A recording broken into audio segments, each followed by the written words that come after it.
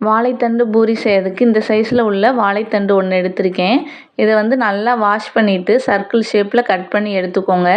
இதுக்குள்ளே வந்து நூல் மாதிரி நார் இருக்கும், அதையும் வந்து ஃபுல்லாக ரிமூவ் பண்ணிக்கலாம்.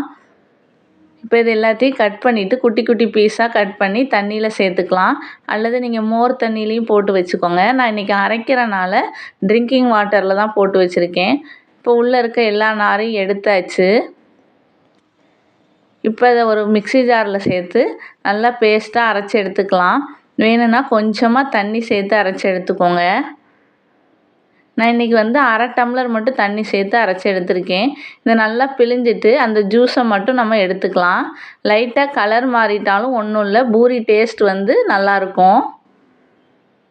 இப்போ இந்த பூரி செய்யறதுக்கு நான் 2 கப் அளவு கோதுமை மாவு எடுத்து வச்சுருக்கேன். அதோட கொஞ்சமாக உப்பு, 1/2 டேபிள் ஸ்பூன் மஞ்சள் தூள், 2 டேபிள் ஸ்பூன் ஆயில் சேர்த்துட்டு நம்ம எடுத்து வச்சுருக்க வாழைத்தண்டு ஜூஸை கொஞ்சம் கொஞ்சமாக சேர்த்து பிசைஞ்சுக்கோங்க.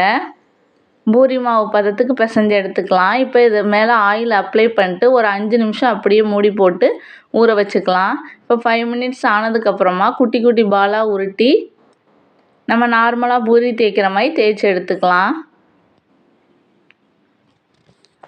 இந்த பூரி பார்த்திங்கன்னா இன்றைக்கி நான் தேங்காய் எண்ணெயில் தான் செய்ய போகிறேன். தேங்காய் எண்ணெயில் வந்து பூரி உளுந்த வடையெல்லாம் செய்யும்போது ரொம்ப டேஸ்ட்டாக இருக்கும். இப்போ வந்து இன்னொரு கடாயில் வந்து ஆயில் நல்லா ஹீட் பண்ணிக்கலாம். இப்போ எண்ணெய் நல்லா சூடானதுக்கப்புறமா நம்ம ரெடி பண்ணி வச்சுருக்க பூரியை வந்து ஒன்றா போட்டு எடுத்துக்கலாம். இப்போ நம்மளோட சூப்பரான வாழைத்தண்டு பூரி ரெடி ஆகிடுச்சு. இந்த ஸ்கூல் போகிற கிட்ஸுக்கு வந்து லஞ்ச் பாக்ஸுக்கு செஞ்சு கொடுக்கலாம்.